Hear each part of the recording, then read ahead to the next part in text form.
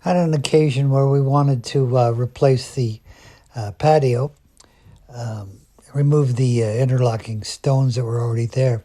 But in order to do that, we had to get the hot tub off of the patio. Show you how we did that. That's coming up next. Of course, first we drained the water from the hot tub in order to get the weight down.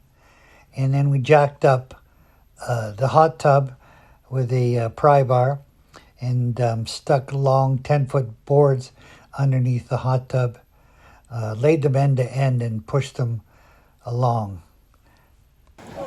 We only had to move the hot tub across the yard, so this was how we did it. It did take 4 guys pushing in order to get it to move, but it rolled along pretty good. And next time we're going to get some round pipes that'll roll even better.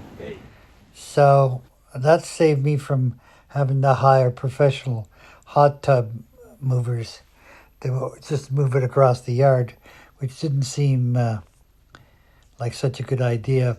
And the construction guys were able to help me with that. And now work has begun on the patio.